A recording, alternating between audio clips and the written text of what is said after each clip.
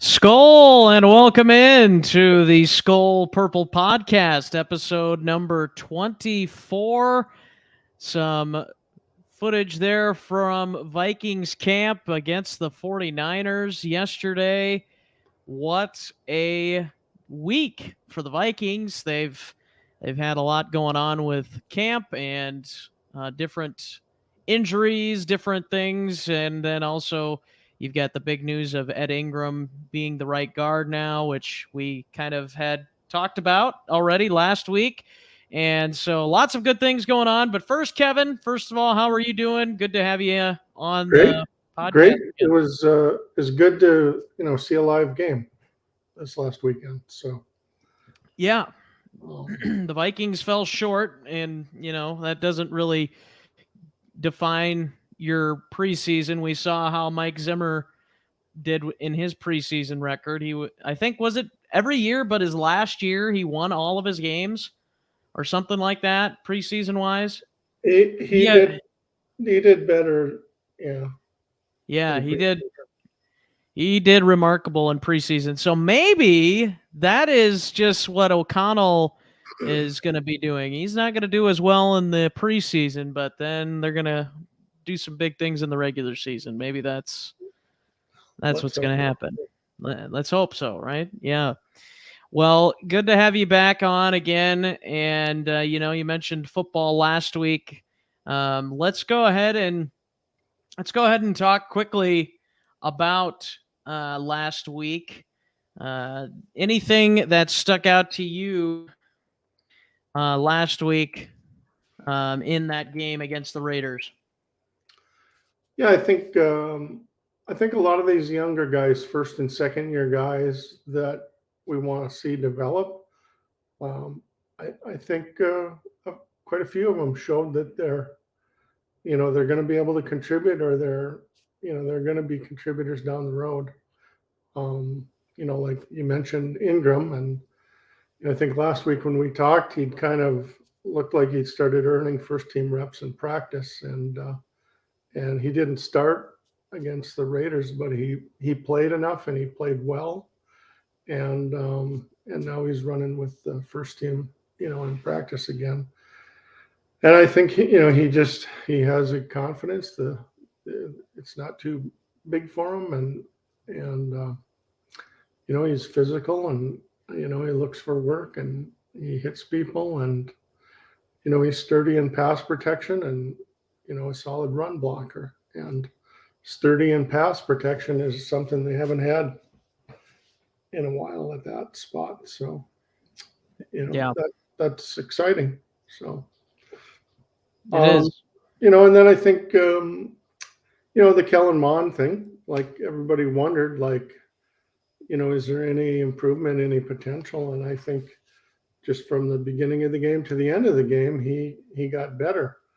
And so to me, him getting the reps, you see the skill set. And, he missed some throws, but he still was very productive. And of course, they protected him a little bit by having Mannion start and not face the first teamers right on the block. But I don't know. Like, I think you can't help but be encouraged anyway about what he showed.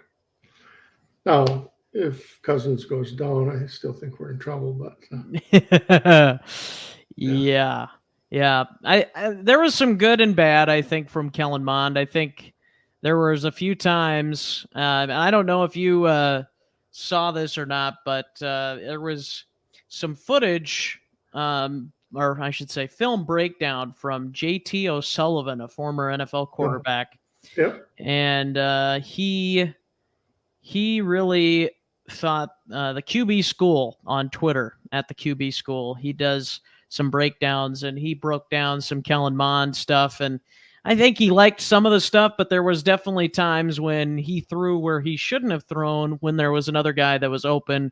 yeah, And so, yeah, I would highly encourage our listeners, watchers, to go to his account and look and see what he put up about Kellen Mond's start against or game against the Raiders. But so there are some concerns there. But I think the thing that is to note is that this is really Kellen's really big first shot at Yep. getting an opportunity like this. Like last year, I don't think he had nearly as much opportunity as what the Vikings have given him so far this year. And there's going to be growing pains. I don't think there's any question about it.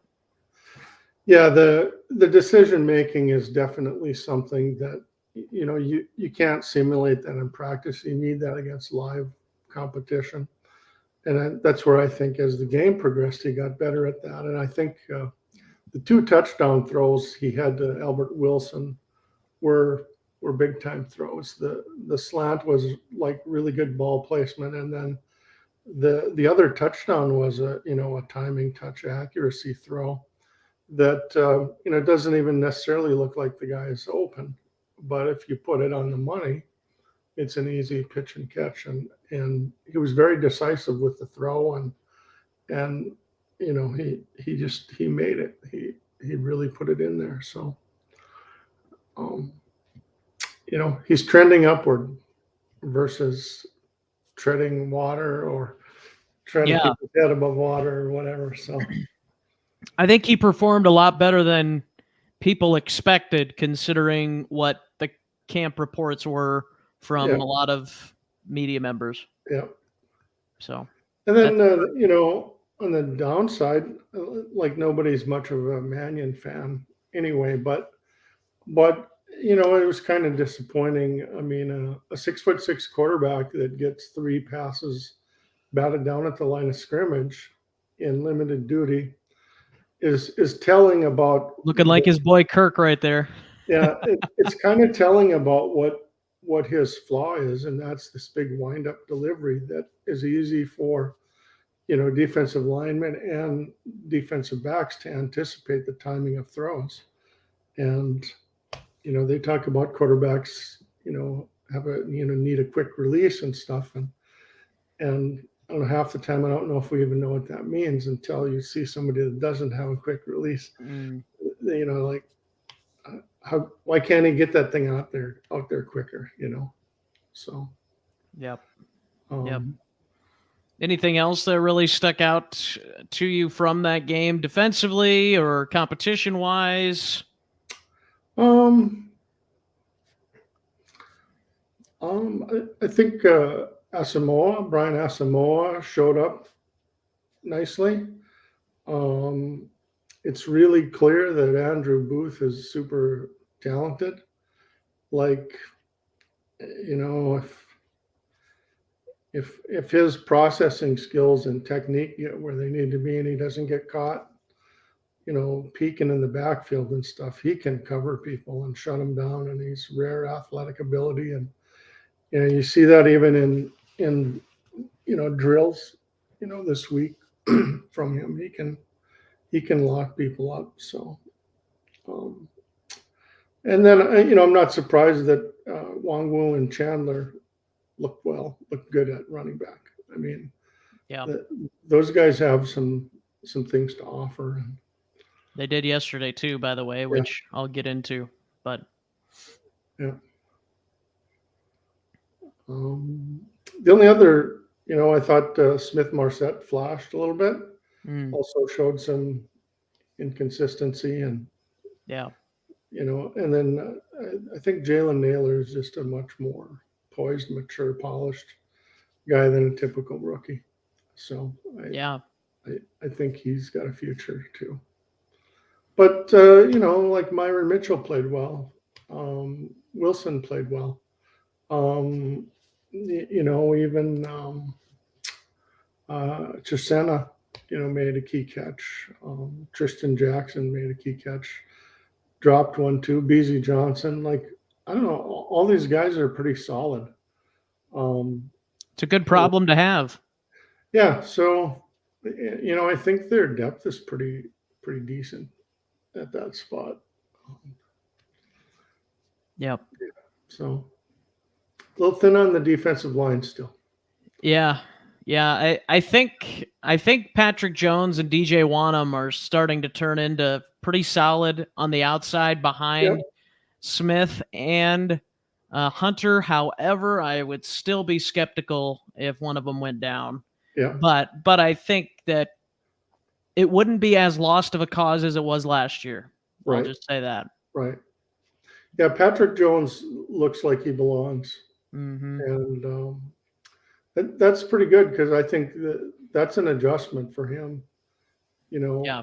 Standing up and stuff and moving around more. So that's And good for to see. Hunter too, which Yep. maybe that's helped. Maybe that's helped Jones having Yep. Hunter kind of going through that transition with him. Yeah. Yeah. So. And Yeah. T.Y. McGill had a big game. Yeah, that's right. That's right. Greg Joseph didn't miss any of his kicks. Yep. Looks So, good. Looks really confident in a groove. That's what you like to see. Yep.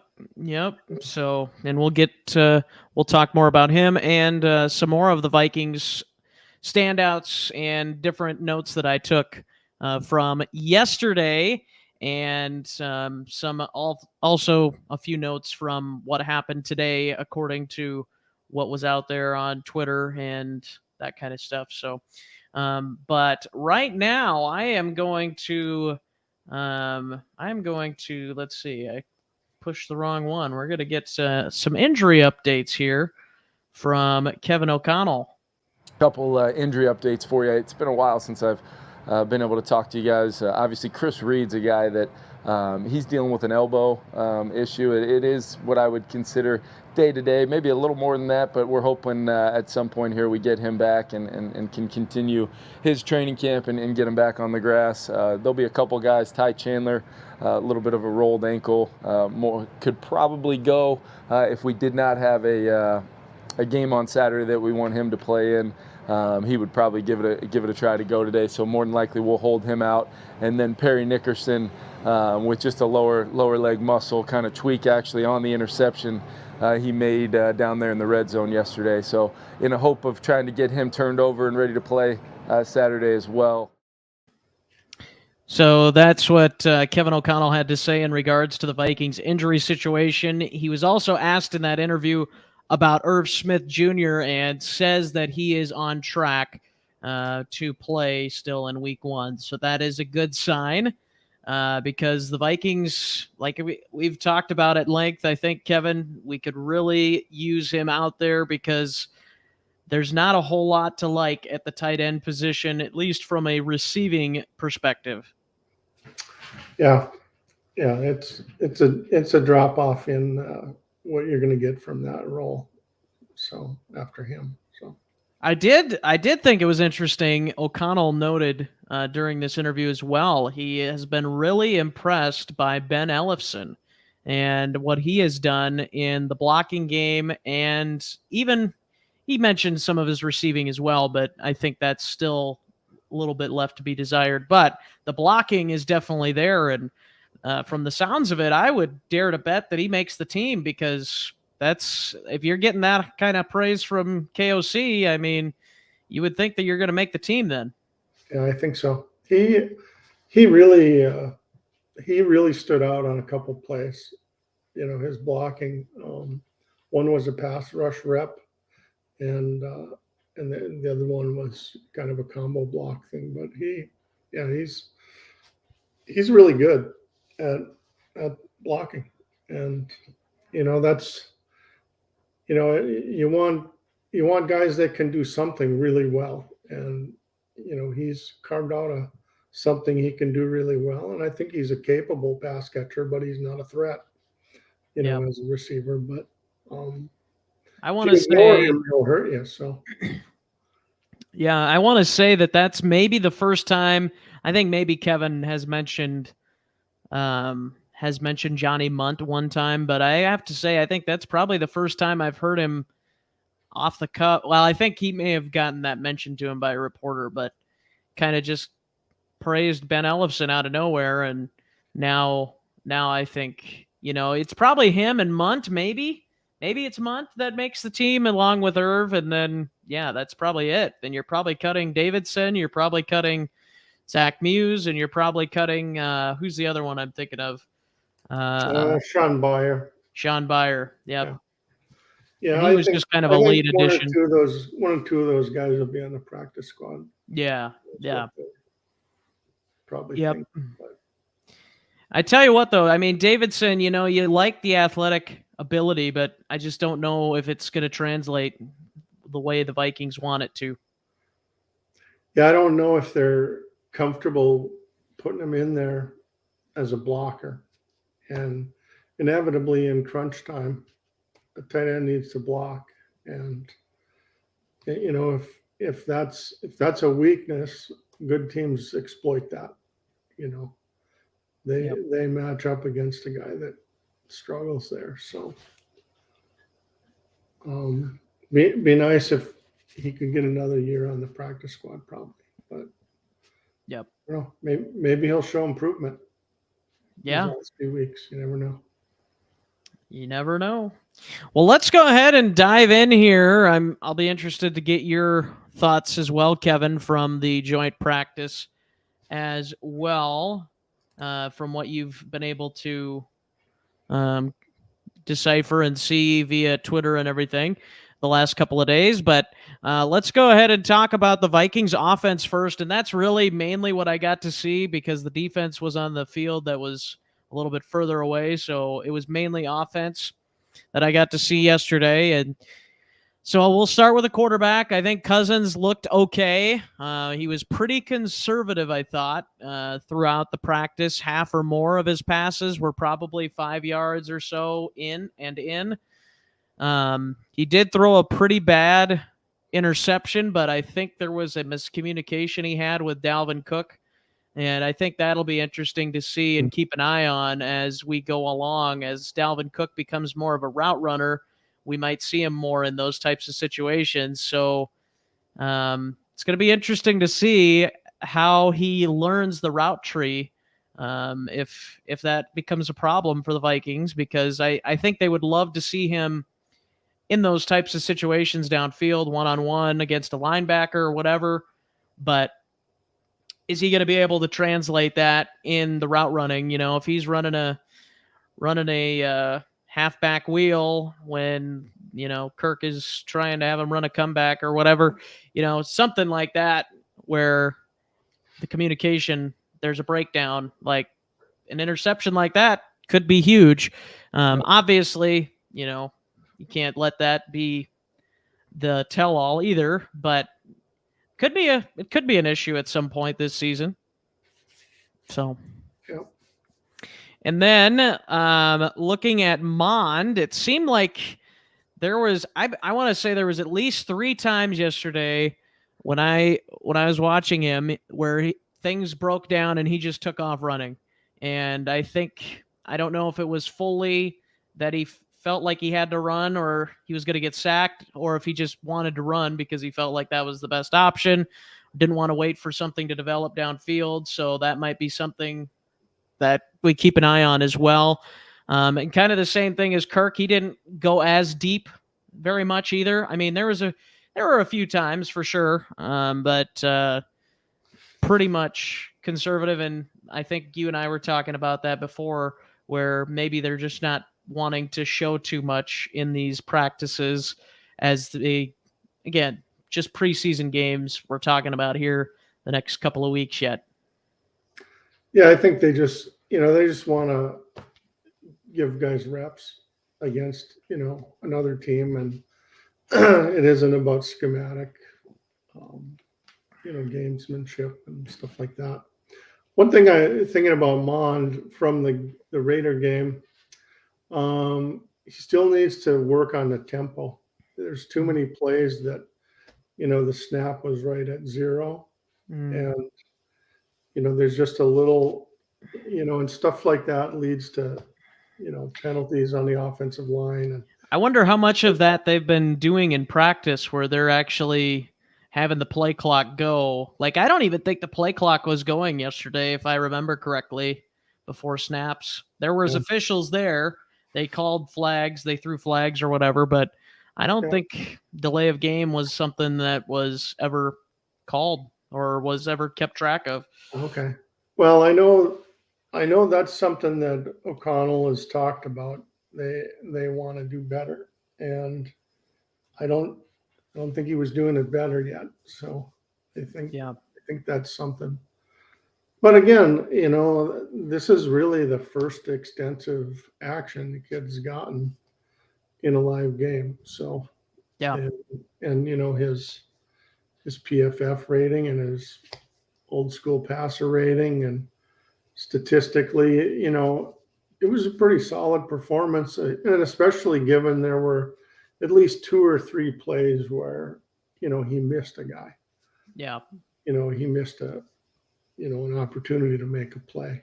So I think he's trending the right way. So. Yeah.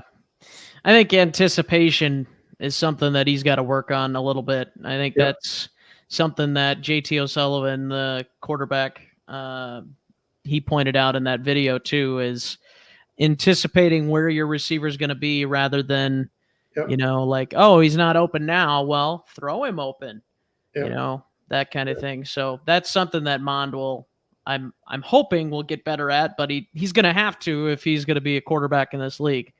Yeah. So. Ty Chandler looked solid. He broke a couple of runs for first downs. Wongwu also ran for a first down, a nice little run. He did drop a couple of passes today at camp, I read. So that's another something where the Vikings continue to try and get the running backs more involved with the passing game. There was a lot of dump-offs yesterday, and I think that's maybe just something that the Vikings are doing right now, but I feel like that's been pretty normal in the past too. Well, I think they want to get their timing down on screens. Because there was one yesterday. I don't think they executed very well in the game on that, and I think all these running backs can catch the ball, and I think they want a good, consistent screen game. Yep. And that could be why they're running a lot of plays like that, is they're trying to get the timing down. Yeah. So. Yeah, and I think that's probably fair. And I think with screens, I mean, that adds another layer to your offense, and then when pass protection, if you're still a little unsure of that, I mean, that can be one way to keep the defense on their heels a little bit too. So, well, and Wongwu is got such explosive one-cut quickness, and then the home run speed, that he's a threat to just break one just about any time. If he makes that first guy miss and hits a seam, he could be gone. So. Oh yeah. Chandler too. I'd say Chandler right is very explosive to and through the hole, and he isn't just straight up and down. He's got some wiggle too. Yeah, and good speed. Sub 4 speed. So yeah, Dalvin. I mean, he was okay. I mean, there wasn't really any big runs for him. He just had a few 3 to 4 yard carries type, your average run up the middle. They just don't want him to get hurt. Yeah. And I can't blame him. It's, what he can do. You've seen it, just try and get those younger guys involved. And I think that running back by committee, if they do that more this year, I think that's going to be huge for Dalvin. Yeah. Not only will it keep him rested, but it'll keep him on the field more, I think, hopefully, throughout the year, because he'll probably only have 15 to 20 reps a game, maybe, compared to his 25, 30 or more in the past, and maybe it will be more than what I'm saying, but I think if you're around that 15 to 20 for him, I think that's a lot more of a good range, at least in today's, especially with your running back room and just with today's league in the way it is. But and maybe some more, long handoffs that are, short passes, just to get him the ball in space more. Mm-hmm. I'll be interested if Wongwu and Chandler continue to play well, if Madison becomes a potential trade piece. Especially if they're still looking for a center here. If Bradbury doesn't improve, which I thought yesterday he was okay. There wasn't anything that was like glaring, like, oh my goodness, this is terrible. Yeah, and Um, his PFF score in the Raider game was over 70, which would okay. have been one of his best games all last year. So, Yeah. I mean, the guy that really struggled was Jesse Davis. Mm-hmm. But Yep, he got everybody else. handpicked yesterday by Javon Kinlaw. I don't know if you saw that video, Yeah. but And that was yeah, I did. And of course, Kinlaw is a freak of nature, but he still, is. yeah, Davis is a pretty big guy too. He should be able to, drop anchor and at least do better than that. He Yep. got doziered on that play. Yeah. Yeah, that's definitely not something you want either. But yeah, I thought as a whole, I was going to get to the offensive line. I thought they looked pretty solid, minus Jesse Davis on Wednesday, and then today I think he didn't play as much because I think Kevin O'Connell mentioned it that he kind of got rolled up on a little bit there. Yeah. And so I think they wanted to keep him out so they could keep him fresher for the game on Saturday. Darisaw was really good yesterday against Nick Bosa, which I think is something to keep a note of. However, today Nick Bosa won a few more of those, so that's what I heard anyway. So, and that's that's as big of a challenge as he's going to face is the Nick Bosa explosiveness off the snap. Mm-hmm. Like, that's probably about as good as it gets. He can handle the physical strength stuff, power stuff. But yeah, Bosa does that to everybody. Right. Yep. I mean, the fact that he was winning as much as he did yesterday and then still won some yet today, I mean, that's a good sign. Now the only issue there would be is if somebody else is not winning and then you're in trouble. But yeah, I didn't really keep an eye on Brian O'Neill much yesterday, but you usually don't have to. And I would say that if I was to keep an eye on him, that he probably did pretty well. And then Justin Jefferson, and I'll play that highlight clip at the end of our show again of him, but just phenomenal, just toasting these San Francisco DBs. And I think they do have a few injuries in their defensive backfield, but my goodness, it's going to be so much fun to watch him this year. Again, I know he can create separation, and they're going to design plays where he's the option. Like, the play's designed to go to him, whether he's open or not, and he needs to get open, and he's working his butt off to do that. And they're going to feed him the ball like Cooper Kupp, I think. And he's going to have a monster year. Two interesting notes on that. Yesterday, they had him in the backfield once, and he caught a pass going over the middle out of the backfield and just ran wild on the defense. And then in a red zone situation inside the 5, the Vikings did Kirk was under center, and Thielen motioned to the right from the left, and then Jefferson was on the left, and he motioned to the right as well. And then Kirk snapped it. Jefferson was wide open, touchdown. So I think we're going to see a lot more window dressing. There was plenty of that yesterday. And I know that's the illusion of complexity is something that they've been priding themselves on since KOC took over. And that's what they did in LA. And I think that's going to translate over here. And there was very little of that in the previous regime for the Vikings, and when there was, it didn't seem like it made any difference because I don't think anybody thought anything of it when they were doing it, or it just, I don't know. There was just not enough of a layer to it. I don't know. There was something missing from the previous with under Kubiak or whoever it was. They're just the overall. They didn't dictate the overall tempo. and I think that's why, it was just very predictable that they wanted to run the ball. Yep. And they were in a lot of obvious passing downs, so they just weren't very unpredictable. And Yep. they didn't set the tempo. They didn't dictate the pace of the game very often. They did when they were behind, and then they would run some no huddle and stuff. But they need to dictate the tempo before they get behind by 2 touchdowns. So Yeah. Yep. I think this offense can be really, really good, and I Yep. think the defense can be at least above average. Mm-hmm. And I'm a little more concerned about depth on defense. Yep. But I don't know that this could be the beginning of a fairly surprising season.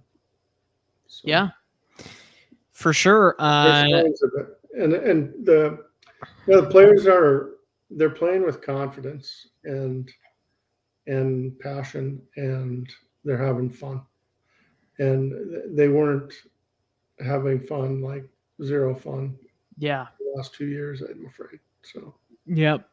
Yep. And then you maybe heard the big "you like that" with an expletive from Kirk Cousins in there, which I'm still shocked by. Like, man, that guy does not swear. What is going on here?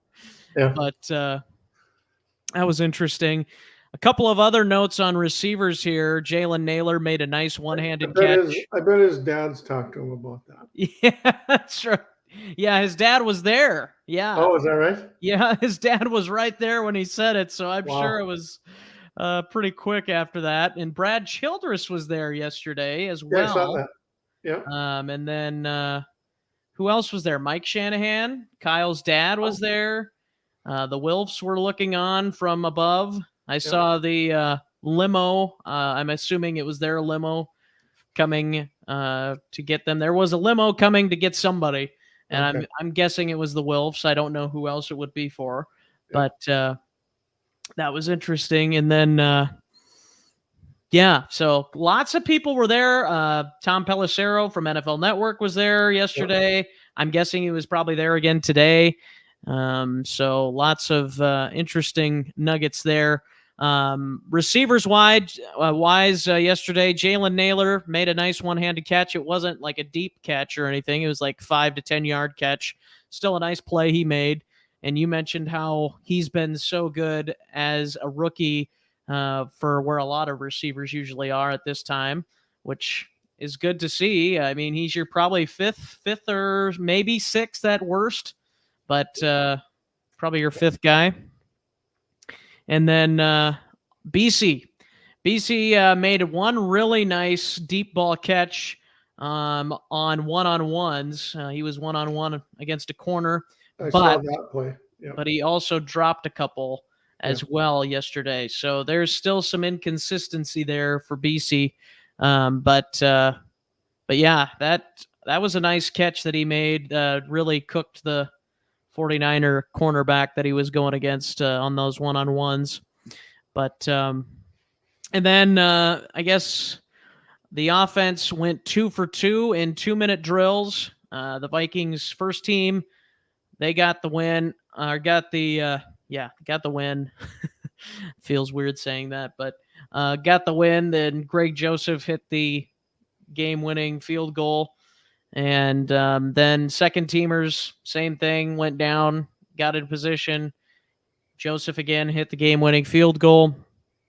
And Greg Joseph yesterday was 6 of 8 at practice. Nothing really much over 50 yards. Everything was pretty much, maybe a little over 50 and in. And then 2 misses were when Ryan Wright was holding. Yes. So that's the kiss of death for him, probably. Yep. I would agree. But yeah, so I think that's pretty much it offensively that I can think of off the top of my head. Amir Smith-Marset today made a nice catch behind the defense. Sean Mannion threw a deep ball to him, like a 60-yard pass, they were saying, and made a nice grab and broke through for a touchdown after catching it. So flashing again. And then, so there is so much talent in that receiver room and on the offense just in general. It's just a matter of how you're going to use all these guys and try and mix them all in to put together this offense. But I think that just is what makes this offense so dangerous. You don't know who it's going to be, and you don't know where they're going to be lined up. And I mean, good luck. Good luck if the Vikings can protect up front, consistently. This is going to be tough to stop. It's going to be tough to stop. I agree with what you were saying earlier. At minimum, they need to be a top 10 offense this year. And I would say they've got the potential to be top 5. I agree. Yeah. But if they're anything less than top 10 in most categories, I mean, that's, to me, that'd be a disappointment. And I think they would probably agree with that because they know that they've got that talent too. So, defensively, like I said, I don't have much for notes yesterday. I know Patrick Peterson got beat on a deep ball from Lance to San Francisco's rookie receiver Gray. It's like a 50-yard touchdown. Today he broke up a crossing route. I heard that. And then defense, for the most part, I think was decent other than a few plays yesterday. And then Zadarius Smith, I saw on Twitter as well, had a really nice day yesterday for the Vikings defensively. And so, I think there was a lot of good things to like about what the Vikings did yesterday and today, from what I've been told. There's definitely some head-scratching moments, definitely some things that they can work on, as pretty much every team is at this point. But I think overall it was a pretty solid day of camp yesterday. That 2 hours flies by. Those 2-hour practices go by pretty quickly. But well, especially when they're scrimmaging another team. Right. It's not a bunch of instructional drill stuff. It's right. It's it's live reps. So, yep.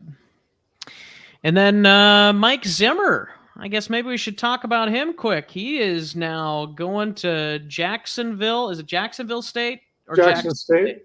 Jackson State. I get those two confused. Jackson State to be the assistant to Deion Sanders. I think, is he defensive coordinator or something? He's just an analyst. He's just called an analyst. So good for him. He's probably working for peanuts, but he's still getting paid by the Wilfs. So yep, he can afford to do that. And he's a good buddy with Deion. And I mean, it wouldn't be right for him to just sit on the ranch all year. He needs to. Yeah. He needs to be on a football field. And, I'm still waiting for some big rant from Zimmer coming out here yet but I don't know if we're ever going to get it. Yeah. He might just. Well, I thought it was interesting recently when Cousins was asked specifically. I think it was by. He was. And he took the high road big time, and that was pretty impressive actually to do that. Yep.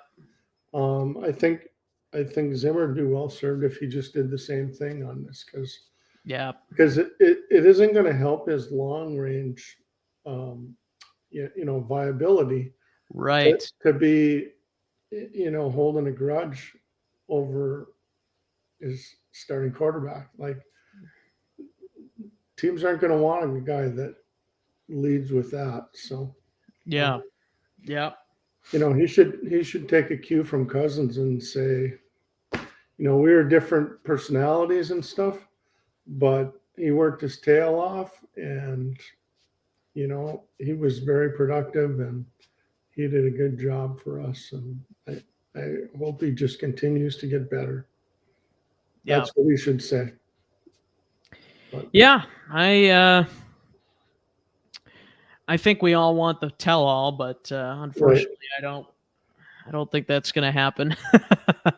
Maybe when Zimmer dies, maybe then Cousins will come out and say it. I doubt it, but I doubt it too. If he ever dies, he might die on the football field, just like Bill Belichick. Yeah. But Yeah, it was interesting, and then he's also a part of the 33rd team or some or 33rd something or other on social media now. Him and Rick Spielman are both a Yeah, part of that too. So I don't which know if doesn't mean they're ever actually working together. right. Yeah, that's a good point.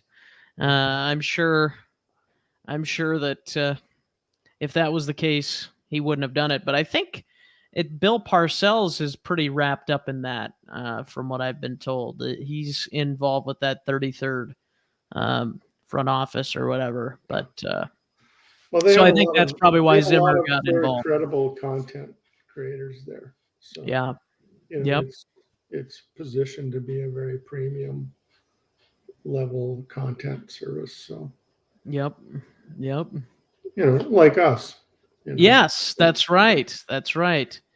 We've got the Similar premium content. content here. That's right.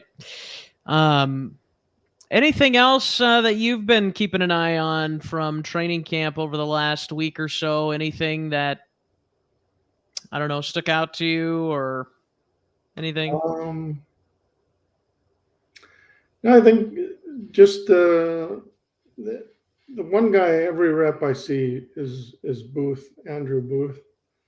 Like he just jumps off the screen with his physical ability and his uh, his intensity, like how quickly he goes from 0 to 100 in everything he does. I saw a rep of him on as a gunner on a punt coverage, and he split two guys and was laughing as he pulled away down the field. Now he probably missed the tackle when he got there, but he I don't know, he is just really talented. So if he can play with discipline and not bite on fakes and double moves, he's gonna be really good, really Yeah. good. And I think it's interesting to make note of this. Something that just came to my mind that it didn't sound like Debo had any huge plays or anything over the last 2 days, which is Right. pretty encouraging considering what we know of the Vikings secondary from last Yeah. year.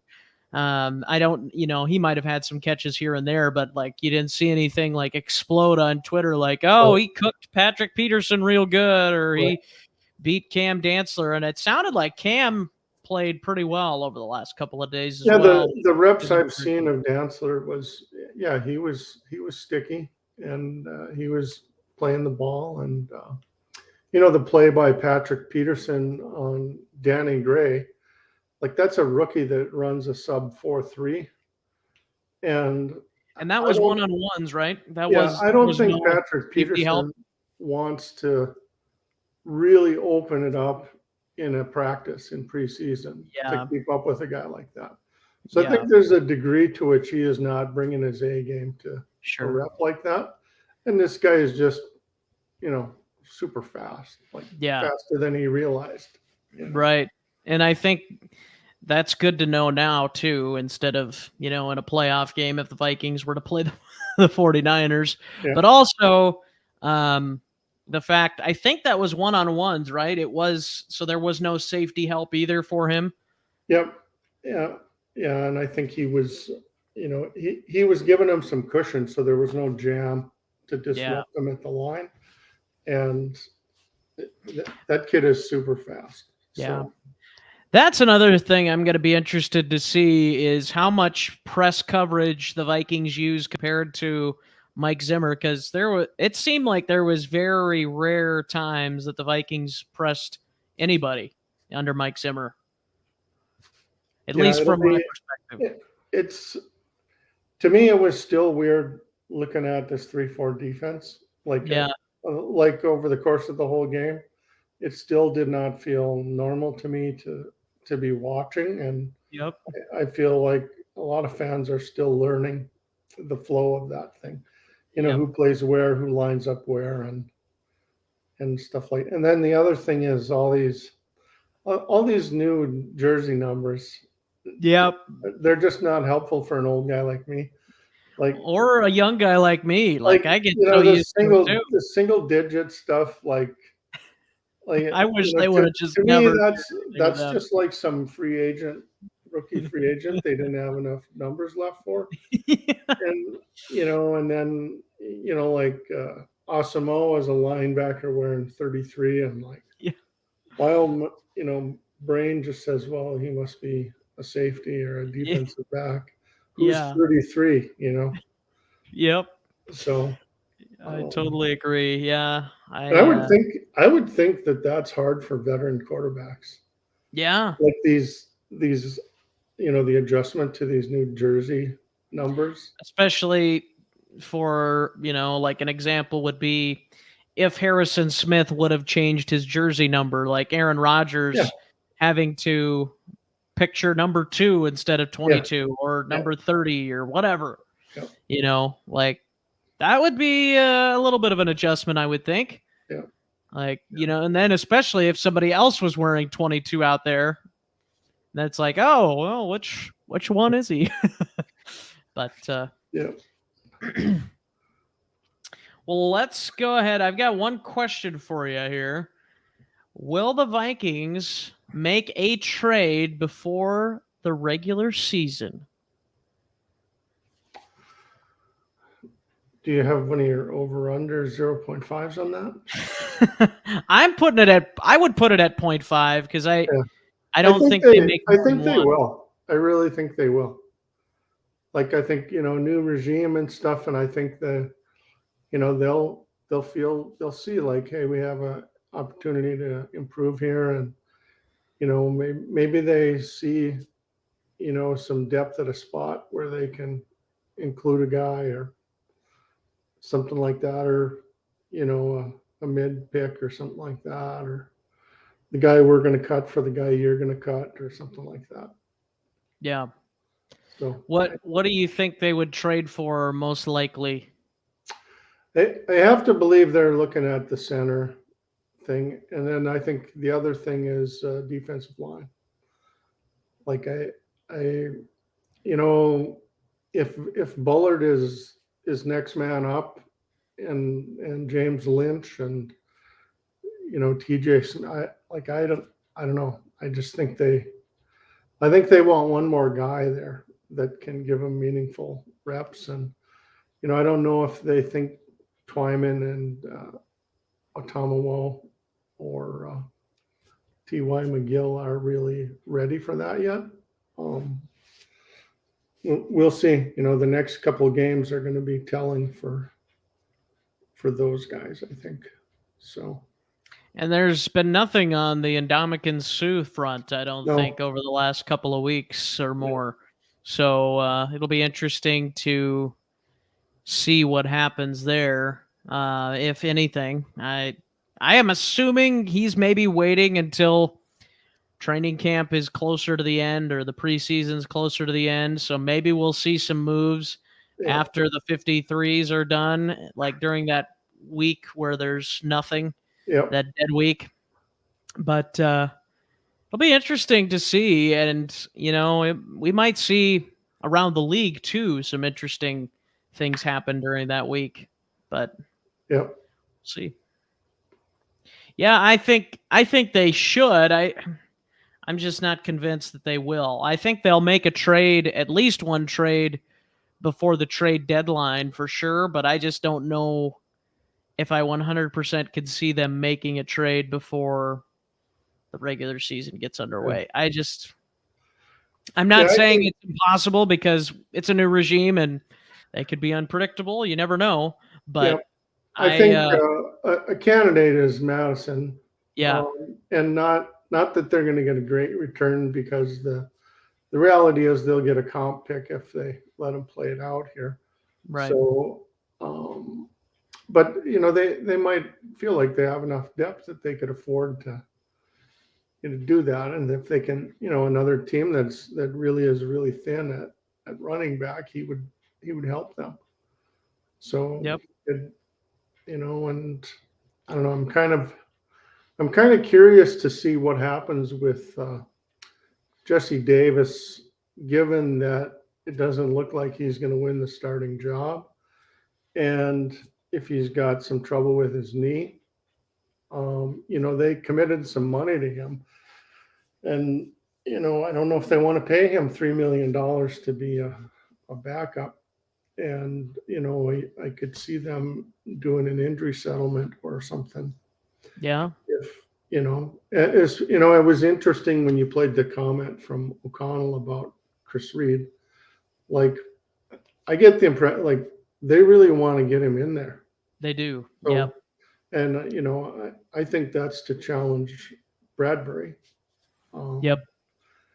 And he mentioned Chris Reed still being in the mix also later on in that interview too, of being in the mix for both guard and center. So he's definitely going to probably make this team unless something just catastrophic happens, like he gets injured and he's done for the year, or his injury gets worse, I should say.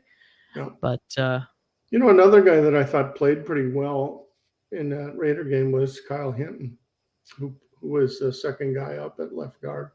I thought he played pretty well. And was he one of the people that got waived, or is he still on the team? No, he's still Okay. on the team. Okay. All right. Yeah, it'll be interesting to see if he gets a spot or not. It's such a... The numbers don't look good for him, and it doesn't look good for Wyatt Davis either. Yeah. Yep. So, and I thought it was interesting that Udo's the backup at left tackle, and Brandel was at right tackle. And I think Udo's better at tackle than he is at guard. And swing it's guy, hard to be worse. I think he was actually the worst rated right guard by PFF last year, or in the bottom 3. So it's I think it's basically Jesse Davis is pretty much the opposite, where he's terrible at tackle, but he's good at, or at least decent at guard, which maybe he won't end up even being decent at guard after the injury and everything, but kind of the... Well, and that's the thing, like if he's having trouble with his knee, this early in the season, like I don't know if he has enough ability to overcome that, Yep. So, and knee is pretty important for that. Yeah. For any position on the field, but when you're trying to keep up with guys that are faster than you on the defensive line, and it's harder to anchor against Javon Kinlaw on a bum knee. Mm-hmm.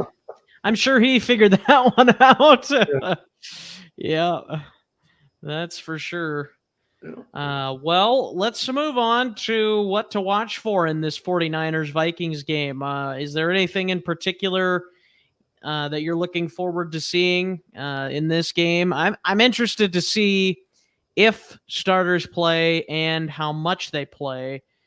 O'Connell mentioned in this press conference as well that he has made a decision, but he wasn't going to tell the media. And he basically said that he was going to tell his staff later on today, which I'm sure he's already told them now. But it's going to be interesting to see if they play and how long they play, I think, on Saturday. Yep. Yeah, I get the impression they really they know a lot of guys that are going to be a key part of this, and they just want to keep them healthy. Like I question how much they think they even need to get, Cousins and Jefferson getting any reps in a preseason game. I don't know that they do. So, same with Dalvin Cook. I don't know that I would bother dressing him or Daniil Hunter or Zadarius Smith. I know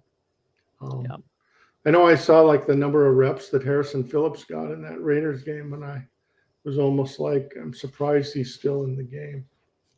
And he played pretty well. Like he was a good get for them. So.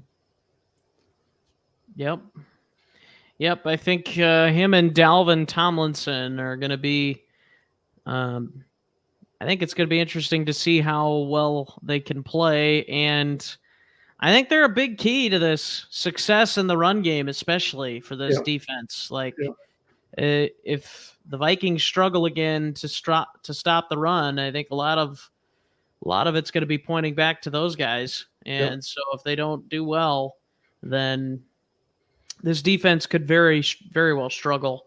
But I think it is going to be interesting to keep an eye on Za'Darius and Hunter in the run game as well. Obviously, we know that they could get to the pass rush, get to the passer, but if they can aid in stopping the run, we know that they both are capable of it. They're great athletes. But if they can do that on a regular basis where they're helping out Dalvin and Harrison, then I think that's going to be key too. So then there's hopefully not as much reliance on the linebackers or anybody else that's coming through there. Yeah, and I think that's a thing. Like with those three guys up front, I think that should complement what Hicks and Kendricks do inside, and even however they want to use Za'Darius Smith and Danielle Hunter, if they want to target weak links with those guys and move them around. Those their first three defensive linemen can do that. They can occupy and disrupt and create some movement one way or the other to free up the other guy behind them. So I think it's going to be fun to watch. I think, they could be better than we expect to. Yeah. Yep. But yeah, again, going back to your comment about the depth, I think after those two guys, I'm very concerned to say the least. Yep. Yeah. There's nobody that excites you as like, well, they'd be just as well off with this guy in there. No, I think there's a drop off. Yep. The next man up thing. And it's not like Dalvin Tomlinson and Harrison Phillips are, A+ at their position or even A. They're probably more in the B+ area, but that is still better than D or whatever you want to say are the other guys behind them, which is probably pretty close. D+, maybe C- at best, some of them, but even that's kind of a stretch. Right. So yeah, I think now I wouldn't be surprised if they brought in Sue. I think there's a still pretty decent chance of that happening. I would see that probably more than a trade. I think that's probably more likely than a trade. Yep. Like I said, I'm not totally ruling it out, but I just think at this point it's probably more likely to be a free agent than anything. But yeah, I think the thing with Sue is at this stage of the ramp up to the season, he's probably asking for 1 year, $10 million, and they probably are willing to go 5. Yeah, and and then they may even want to not guarantee money, so they may want to wait till week 2 so that nothing's guaranteed. And so it's a little bit of a game of chicken with Sue and his people and whatever teams have interest in him.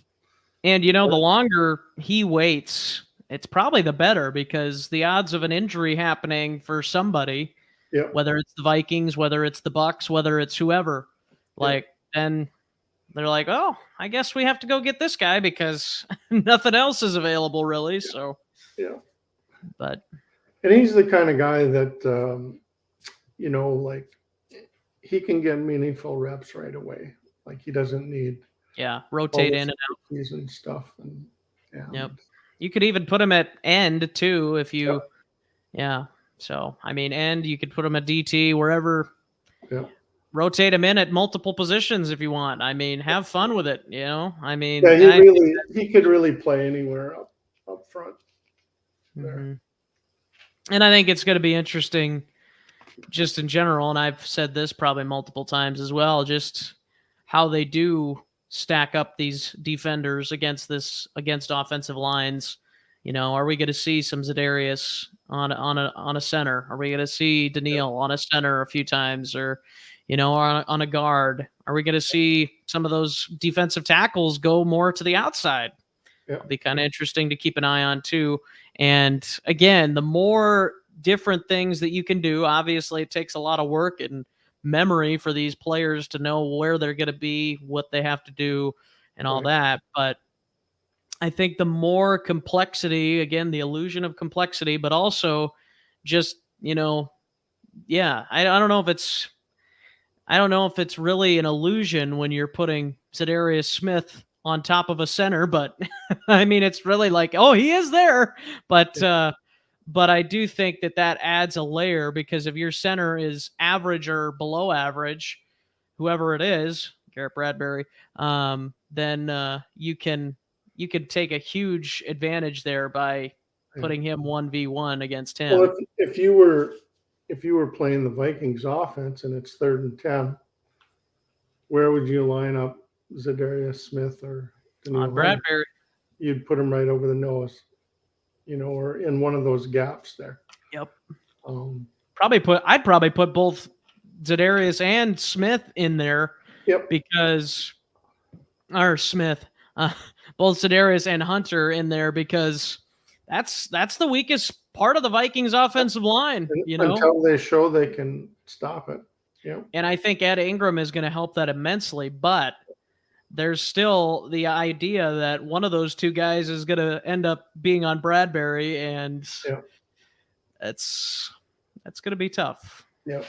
So I think that matchup is going to be key in week 1 against Green Bay, and obviously in the preseason too, but more generally speaking against Green Bay. And we'll talk more about that as we get closer to that game. But man, they're going to probably they got Kenny Clark already, who's really, really good. And then if you put in like Wyatt, their rookie, in there, maybe they put in their outside linebacker, who I'm trying to think of. Rashawn Gary. Yeah, Rashawn Gary. He put him in there. I mean, try and expose that as much as they can. Yep. There could be some struggles there, and Kirk, like most quarterbacks, are going to struggle when you get that pressure up the middle like that. Yep. So, anything else you think is going to be interesting against? I'm still interested to see Debo go against the Vikings secondary, even if it's just for a little bit, even if it's for a drive. Maybe it won't even happen. If I was the Niners, I probably wouldn't even have him play. But if there's a chance of that happening, I'm interested to see Andrew Booth or Cam Dantzler or whoever else go against him, because, he's top 10 type of receiver, and maybe even higher depending on where you slot him. But I think it's going to be interesting to keep an eye on as well. Yeah, I think those young defensive backs the Vikings have I'm most interested to see them. Booth, Caleb Evans, Seen, Dantzler to a lesser degree. I think we kind of know where we're at there. I saw Chris Boyd made a play in the Raider game. The ball hit him in the back, and he celebrated the incompletion. It was a classic Chris Boyd. Like that should be like the J-Ron Curse Award. Like celebrating your coverage when you didn't react to the ball, but it hit you in the back. Oh man, that's funny. That's funny. Well, there's quarterbacks. It's always funny watching quarterbacks celebrate, on kickoff returns, like, yay, I don't have to go out there. But it's going to be interesting to watch. Hopefully I'll get to watch some of this game. I didn't get to watch quite as much of the Raider game because I was at a concert in Minneapolis at the time, but I did watch some of it and got to see some of the highlights. Let's go ahead and get into final statements. Anything that you're excited about? Anything that you're worried about that we haven't already covered, or that you want to reiterate before we sign off for the day here, Kevin? I just, I think we could be on the cusp of something kind of special this year. And, we'll see. I think, when there's a new regime like this and, everybody's kind of on board to start with, you can see a lot of improvement just by having that culture thing. And, eventually everybody gets kind of tired of hearing the same voice all the time. But like right now, everybody's engaged. Everybody is really engaged. And it seems like all the players are really playing, to the level they're capable of. Nobody's sulking or in the doghouse or anything like that. There's no games being played between coach and player. And, I just, think everything is kind of upbeat and yeah. So I think this could be a pleasantly surprising season, but I probably think that this time of year all the time. So yeah, no, I'm excited to see how it unfolds. I think there's definitely still some weaknesses on the team, but I think if things go according to plan, if they stay healthy, yeah, I do think it could be a special group, a special team, but I still, those doubts still kind of have me sitting at that 10-win mark, which, yeah. I mean, that'd be a pretty solid season for a first-year head coach. But I think that this team, talent-wise, at least in the starters, has the capability of winning 11, maybe even 12 games. I just don't think it's going to happen. Yeah. I think 11 maybe. I think if everything would have to go right, I think, for them to win 12 games. Yeah. And by the same token, I think Zimmer might have won 10 or 11 games if he hadn't lost to Neil Hunter and, half the defense. Boy, would that be a different tune that we'd be having here today. They need some good luck with the injury stuff too. And, yep. And then some of these young guys need to, make plays and not cost you games. So, yep. And, that if the kicker's, got a smooth stroke and has confidence, that's probably one game right there over the Zimmer era. So maybe the most important injury we don't want to happen is Jordan Berry going down and then having to have a new holder out there. Boy, that could mess things up. Yeah. It's going to mess those 2-minute drills up at the end of games. Yeah. Yeah. But very good. Well, Kevin, it's always good to have you on and good to talk Vikings with you, and always good to have our watchers join us. I'm sure there will be some of you that watch later on, so glad that you're tuning in if you are watching later. And I think that's it for us. Looking forward to the game on Saturday. We'll be back next week for another show next Thursday. We're going to go with another Thursday show. That's going to be kind of a regular for the next couple of weeks. And then as we get into the football schedule, the regular season, that is, things will change, and we're going to try and do some post-game reactions, kind of event line, I guess, towards the beginning of the season. So our first one will be after the Packer game on September 11th.